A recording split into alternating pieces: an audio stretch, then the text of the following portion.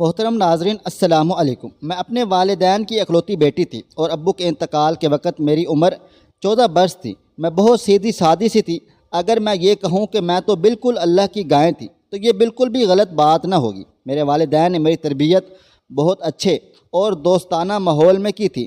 جب میرے گھر کا اتنا اچھا ماحول تھا تو مجھے زیادہ دوستیاں کرنے کا بھی شوق کوئی نہ تھا۔ میری 2 ہی سہیلیاں تھیں اور میں ان کے گھر بھی آیا جایا کرتی تھی اور وہ اکثر میرے گھر آ کر کھیلا کرتی تھیں، مگر مجھے علم نہیں تھا کہ میرے رشتہ دار کون ہیں، کیونکہ ہمارے گھر میں کوئی نہیں آتا تھا۔ ایک دن میں نے ابو سے پوچھا تو وہ کہنے لگے کہ ابھی بہت اندھیرا ہے، تمہیں کچھ بھی نظر نہیں آئے گا۔ جب میرا انتقال ہو جائے گا تو ہر طرف روشنی پھیل جائے گی، تمہیں سب کچھ صاف صاف نظر آنے لگ جائے گا۔ میں ابو کی یہ بات سن کر دنگ رہ گئی تھی۔ آج تو بہت دھوپ نکلی تھی، پھر نہ جانے وہ ایسی باتیں کیوں کر رہے تھے۔ میں نے ابو کا ہاتھ پکڑ لیا اور بولی، ابو دن کا وقت ہے اور ہر طرف روشنی ہے، پھر آپ اندھیرے کی بات کیوں کر رہے ہیں؟ میری بات سن کر ابو کی آنکھوں میں آنسو آ گئے تھے۔ وہ کہنے لگے، میری نظر کمزور ہو گئی ہے، مجھے ہر طرف اندھیرا ہی اندھیرا نظر آتا ہے۔ ابو کی باتیں سن کر میں رونے لگی تھی۔ مجھے یہ سب کچھ اچھا نہیں لگ رہا تھا۔ ابو کو تھوڑی شرم تو آنی چاہیے تھی، انہوں نے اپنی بیٹی کے سامنے اپنی موت کا ذکر کیوں کیا تھا؟ میں بہت خفا ہو گئی تھی، ناراض تھی۔ ابو نے میرے ماتھے پر بوسہ دیا اور کہنے لگے، تم بھی چھوٹی چھوٹی باتوں پر پریشان ہو جاتی ہو، چپ کرو، کچھ نہیں ہوا مجھے۔ میں روتی چلی گئی تو ابو مجھے اپنے ساتھ پارک میں لے گئے تھے۔ پارک جا کر میرا دل وقتی طور پر تو بہل گیا تھا، مگر ابو کے کہے ہوئے الفاظ میرے دل و دماغ پر نقش ہو چکے تھے۔ اب میں ہر وقت اپنے ابو کی لمبی عمر کی دعائیں کیا کرتی تھی۔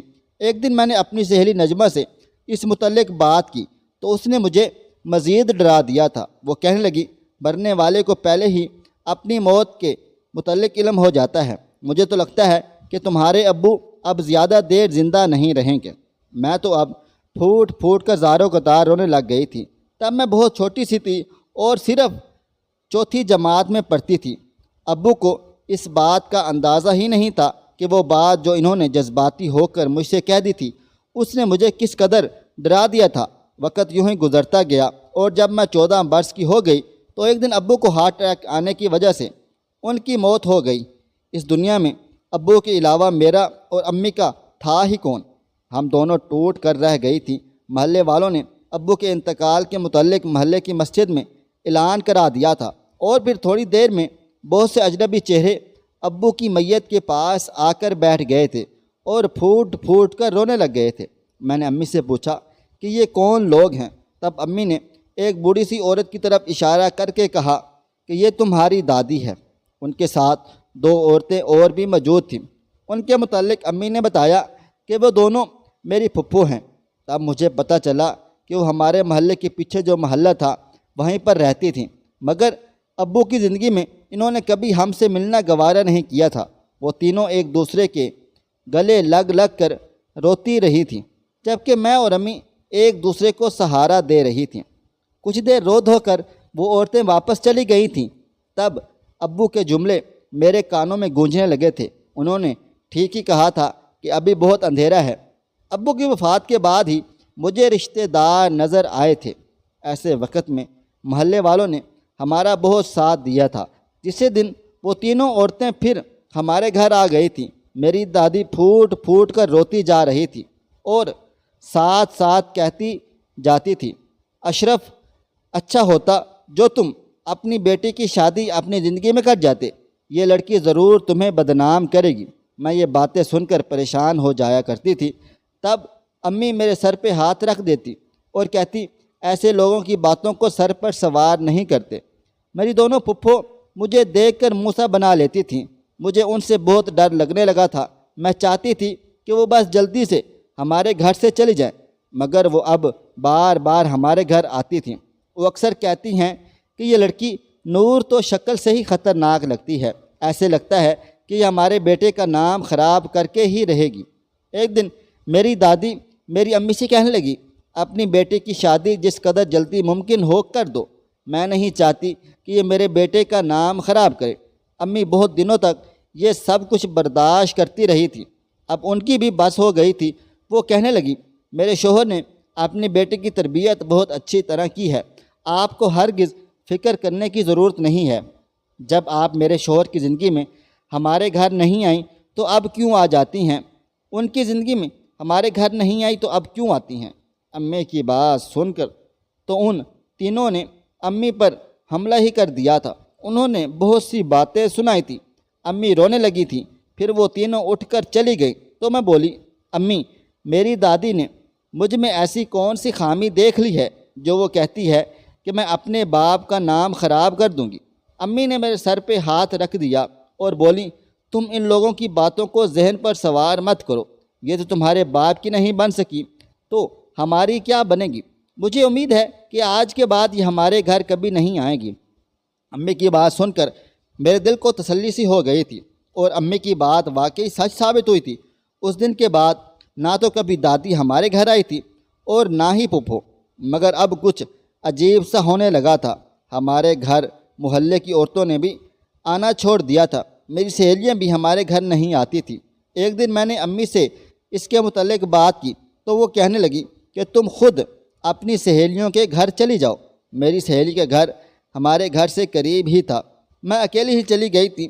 میں نے اس کے گھر کے دروازے پر دستک دی تو اس کی والدہ نے دروازہ کھولا تھا۔ میں سلام کرنے کے بعد پوچھا، آنٹی آمنہ کہاں ہے؟ وہ اتنے دنوں سے ہمارے گھر نہیں آئی۔ آنٹی دروازے کے سامنے ہی جم کر کھڑی تھی اور وہ بولی، آمنہ اب تمہارے پاس نہیں آیا کرے گی، تم دونوں کی دوستی ختم ہو گئی ہے۔ میں حیران و پریشان ہوئی اور بولی، آنٹی یہ آپ کیا کہہ رہی ہیں؟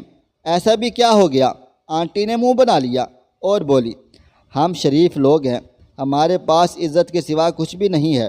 میری بیٹی تمہارے ساتھ اٹھے بیٹھے گی تو وہ بھی بدنام ہو جائے گی۔ میری آنکھوں میں آنسو آ گئے تھے۔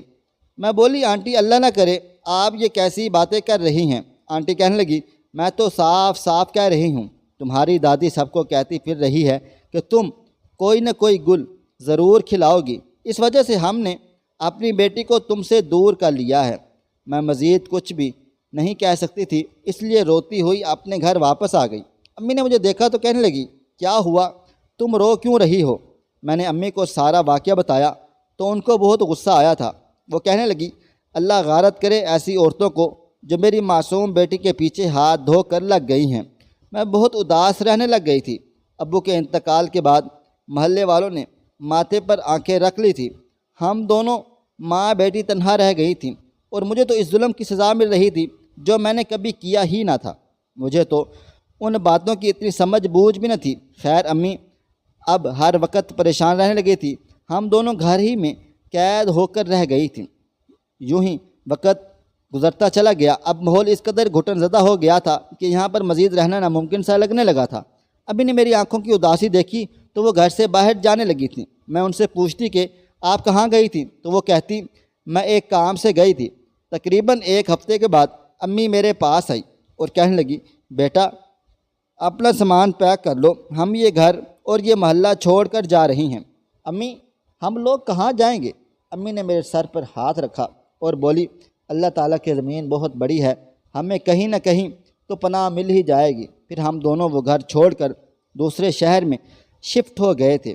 امی نے یہ گھر کرائے پر لیا تھا۔ یہ گھر مختصر سا تھا، 2 کمرے، ایک کچن اور پھر باتھ روم، چھوٹا سا صحن بھی تھا۔ میں ایک دن امی سے بولی کہ ہم اس گھر میں کیوں شفٹ ہوئے ہیں؟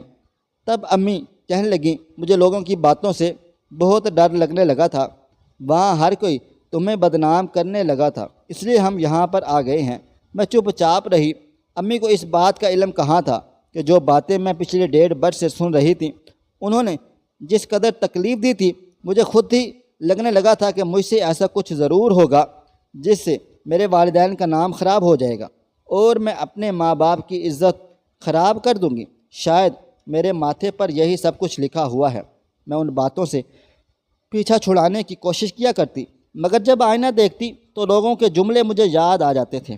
ایک دن امی سبزی لینے گھر سے باہر گئی ہوئی تھیں، جبکہ میں اپنے گھر میں بیٹھی تھی، تب ہی ہمارے گھر کے دروازے پر دستک ہوئی۔ میں نے یہ سوچ کر دروازہ کھول دیا کہ شاید امی آئی ہوں گی، مگر سامنے تو ایک جانا پہچانا چہرہ کھڑا تھا۔ ہم اس علاقے میں آئے تھے، یہاں پر صرف ایک ہی شخص کو جانتے تھے اور وہ ہمارا مالک مکان تھا۔ وہ میری طرف دیکھ کر مسکرانے لگا اور بولا، گڑیا تمہاری والدہ کہاں ہیں؟ میں بولی، وہ تو گھر میں نہیں ہیں، بازار تک گئی ہیں، آپ اندر آ جائیں۔ مالک مکان نے نفی میں سر ہلا دیا اور بولا، نہیں، جب تمہاری امی آ جائیں گی تو میں پھر سے چکر لگا لوں گا۔ میں بولی، آپ کو دوبارہ زحمت کرنا پڑے گی، امی بس آنے ہی والی ہوں گی، تب تک میں آپ کے لیے چائے پانی کا انتظام کر دوں گی۔ مالک مکان کہنے لگا، جیتی رہو۔ اس نے میرے سر پر ہاتھ رکھا اور واپس چلا گیا۔ مجھے اس بات کا یہ انداز بہت اچھا لگا تھا کہ ابو کے انتقال کے بعد یہ پہلا شخص تھا جس نے اتنی عزت سے بات کی تھی۔ امی جب آئیں تو میں نے ان کو ساری بات بتا دی۔ امی مسکرانے لگیں اور بولی، حیادار لوگ ایسے ہی ہوتے ہیں، جب بیٹیاں گھر میں اکیلی ہوتی ہیں تو وہ گھر میں نہیں آتے، اور تم بھی کبھی کسی کو گھر میں آنے کی اجازت مت دیا کرو۔ پھر امی کہنے لگی، 1 مہینہ ہو گیا ہے، وہ کرایہ لینے آیا ہوگا۔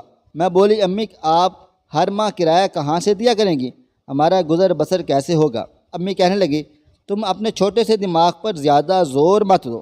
میں نے وہ گھر بیچ دیا ہے جس میں ہم رہا کرتی تھیں، وہ پیسے میں نے بینک میں جمع کروا دیے ہیں، ہمارے پاس اچھا خاصا سرمایہ ہے، یہاں تک کہ میں تمہاری شادی بھی سر اٹھا کر سکوں گی۔ تم 16 سال کی ہونے والی ہو اور میں نے ایک لڑکا بھی تمہارے لیے پسند کر لیا ہے، اس کی عمر 20 سال ہے، وہ لڑکا بہت نیک ہے، تمہاری شادی اس سے کروں گی۔ میں امی کی یہ بات سن کر شرما گئی۔ اب مجھے اپنی شادی کے خیال آنے لگے۔ وہ ایک دن کیسا ہوگا جب میں دلہن بنوں گی، نہ جانے میرا دلہا کیسا ہوگا۔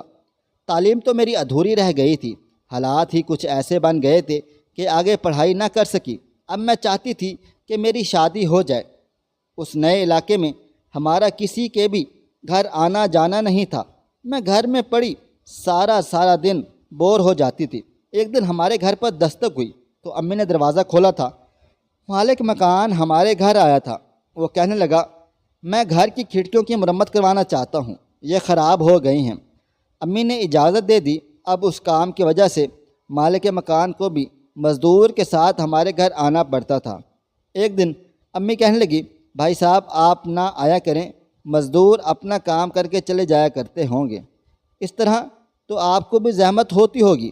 مالک مکان کہنے لگا، بہن ایسے اچھا نہیں لگتا، آپ گھر میں اکیلی 2 عورتیں ہی ہوتی ہیں، آپ میرے گھر میں رہ رہی ہیں، میری ذمہ داری ہیں۔ آج کل کے لوگوں پر مجھے بالکل بھی بھروسہ نہیں ہے، اس لیے مجھے ساتھ ہی آنا پڑے گا۔ مجھے مالک مکان کی یہ سوچ بہت اچھی لگی تھی۔ امی کہنے لگیں، یہ آدمی تو بہت ہی بھلا لگتا ہے۔ ایک دن مزدور کے جانے کے بعد امی جان نے انہیں چائے پر روک لیا تھا۔ میں چائے لے کر گئی تو مالک مکان کہنے لگا، کون سی کلاس میں پڑھتی ہیں آپ؟ میں نے نفی میں سر ہلا دیا اور صوفے پر بیٹھ گئی تھی۔ میں نے انہیں اپنی درد بھری کہانی سنا دی تھی۔ میں بولی کہ ابو کے انتقال کے بعد ہمارے رشتہ داروں نے ایسے ناگزیر حالات پیدا کر دیے تھے کہ اس کی وجہ سے میری تعلیم بھی ادھوری رہ گئی تھی اور ہمیں اپنے علاقہ بھی چھوڑنا پڑ گیا تھا۔ مالک مکان کہنے لگا، ہاں ایسا ہی ہوتا ہے، کبھی کبھار ہمیں اپنے اتنے دکھ دیتے ہیں کہ انسان اس چیز کی توقع بھی نہیں کی ہوتی۔ مالک مکان کہنے لگا، میرا نام یامین ہے، میں بھی اپنے لوگوں کی باتوں کا ہی ڈسا ہوا ہوں۔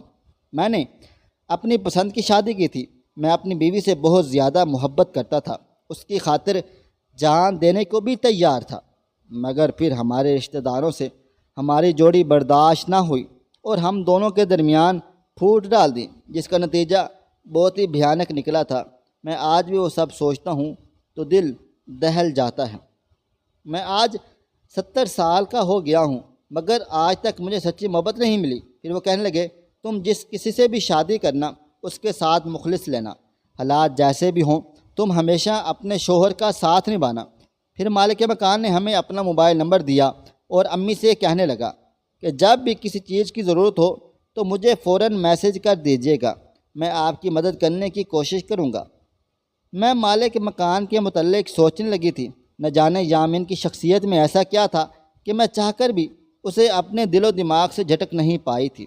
رات ہوئی تو بارش برسنے لگی تھی۔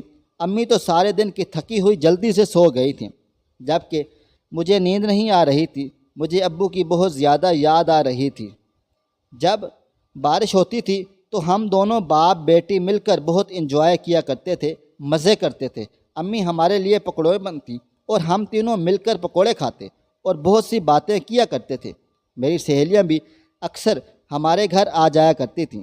ابو ہر عید پر مجھے پیسے دیتے اور کہتے ہیں کہ اپنے دوستوں کے لیے گفٹ لے لو۔ ہم ایک دوسرے کو تحائف دیا کرتی تھیں۔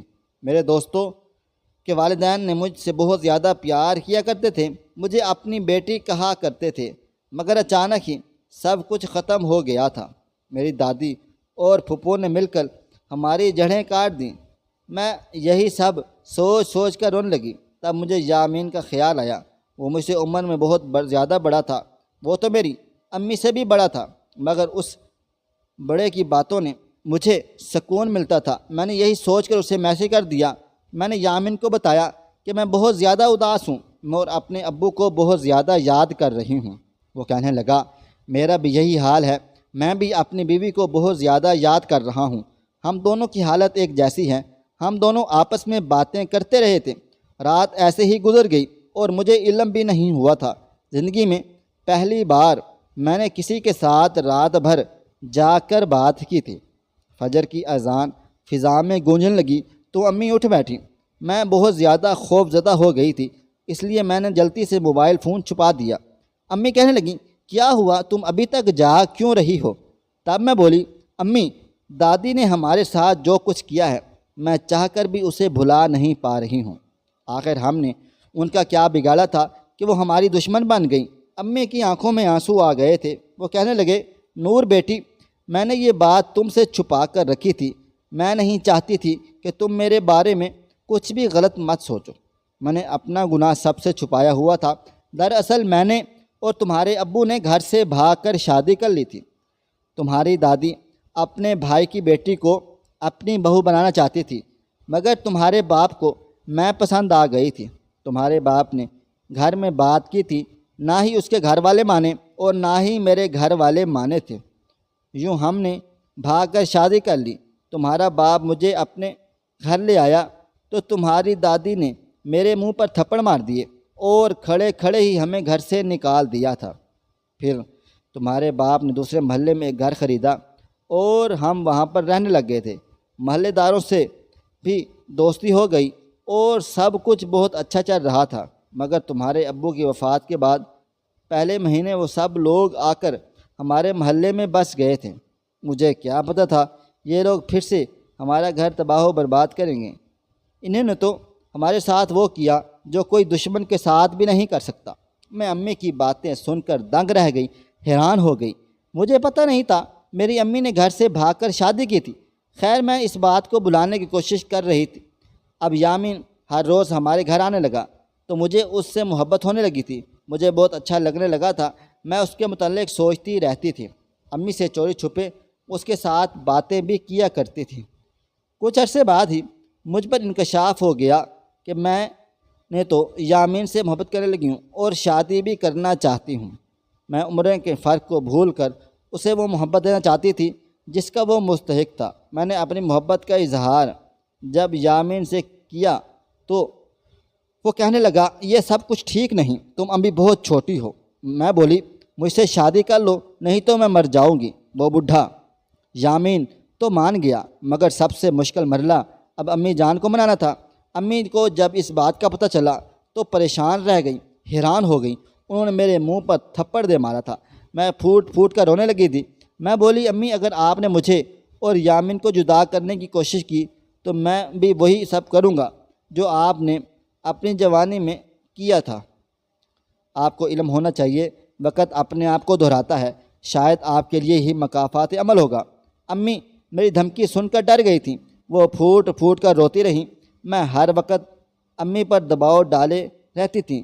امی نے محلے والوں سے جب اس بڈھے یامین کے متعلق مشورہ مانگا تو سب نے فوراً انکار کر دیا اور کہنے لگے کہ جان بوجھ کر اپنی بیٹی کو گڑھے میں مت پھینکنا، نہیں تو اس کا بھی بڈھا وہی حال کرے گا جو اس نے اپنی پہلی 4 بیویوں کا کیا تھا۔ امی یہ تو بات سن کر پریشان ہو گئی تھیں۔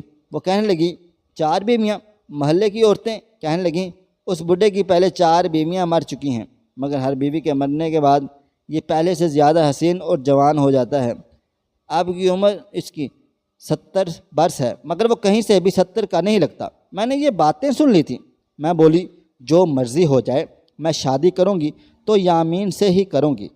امی بہت روئی تھی، انہوں نے میرے آگے ہاتھ بھی جوڑے تھے، مجھ سے بار بار کہا میں تمہارے لیے شہزادوں جیسا لڑکا ڈھونڈا ہے، اس کی عمر 20 سال ہے، تم بس یامین کو اپنے دل سے نکال دو۔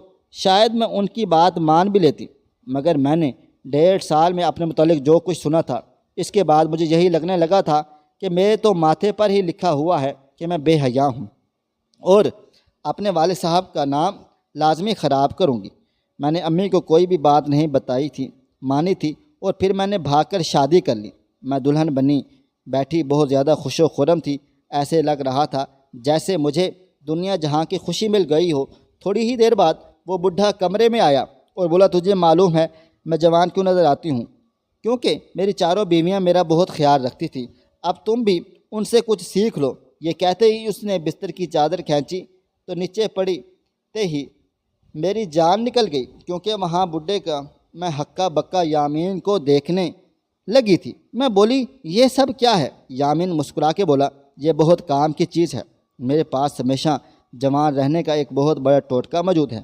اس پھٹکڑی کو اگر کوئی جوان لڑکی اپنے ہاتھوں سے پیس کر اس میں شہد اور چند دوسری چیزیں ملا کر ہر رات اپنے شوہر کے جسم کی مالش کرے گی تو مرد جوان رہے گا۔ میری 4 بیویاں یہ لیپ لگا کر مالش کیا کرتی تھی، اور دیکھو میں آج بھی جوان ہوں، تم میرے لیے یہ سب کچھ کرو گی۔ یامین نے مجھے پھٹکڑی لا کر دے دی تھی اور بولا کہ تم اپنا کام شروع کر دو۔ میں اس کے رویے کو دیکھ کر حیران و پریشان رہ گئی تھی۔ میں بولی یامین آپ یہ کیا کہہ رہے ہیں؟ میں نئی نویلی دلہن ہوں، میرے بھی کچھ ارمان ہیں۔ یامین نے سر جھٹک دیا اور بولا ارمان پورے کرنے کے لیے پوری زندگی پڑی ہوئی ہے۔ مجھے یقین نہیں آ رہا تھا یہ وہی بڈھا یامین ہے جو میسج پر اس قدر خوبصورت باتیں کیا کرتا تھا، اور یوں میری ساری رات مشقت میں گزر گئی تھی۔ میں کہاں اتنے کام کی عادی تھی، پھٹکڑی پیس پیس کر میرے ہاتھوں میں چھالے بن چکے تھے۔ صبح ہوئی تو یامین مسکرا کر بولا کہ تم تیار ہو جاؤ، آج تمہیں بہت سے لوگ دیکھنے آئیں گے۔ میں نے یامین کی بات تو مان لی تھی، حالانکہ میں اس قدر تھکی ہوئی تھی کہ جی چاہتا تھا کہ سو جاؤں۔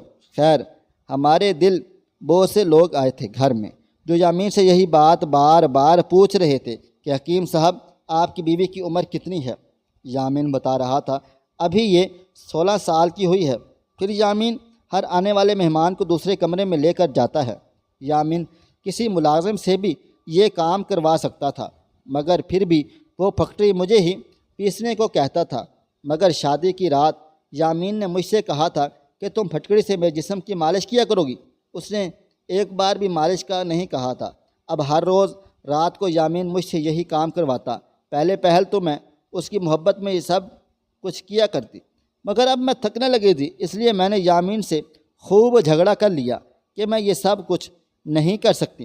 یامین کہنے لگا میں تمہیں طلاق دے دوں گا۔ میں ڈر گئی تھی، اس لیے چپ چاپ اس کا کہا مانتی رہی تھی۔ یہ سوچنے پر مجبور ہو چکی تھی کہ آخر یامین اتنی ڈھیر ساری پھٹکڑی کا کیا کرتا ہے۔ میں نے سوچ لیا تھا کہ یہ راز معلوم کر کے ہی رہوں گی۔ ایک دن ہمارے گھر میں ایک آدمی آیا تو یامین اسے دوسرے کمرے میں لے گیا۔ میں چھپ کر ان دونوں کی باتیں سننے لگی تھی۔ یامین بولا یہ پھٹکڑی میں نے اپنی 16 سالہ بیوی سے پسوائی ہے، تم اس کو استعمال کرنے سے بہت جلد جوان ہو جاؤ گے۔ وہ آدمی بہت خوش ہوا اور ڈھیروں پیسے یامین کو دیے تھے۔ مجھے یامین پر شک ہو گیا تھا کہ اس لیے میں نے چھان بین کرائی تو پتہ چلا یامین ایک نمبر کا فراڈیا تھا۔ وہ اپنے علاقے میں حکیم صاحب کے نام سے مشہور تھا۔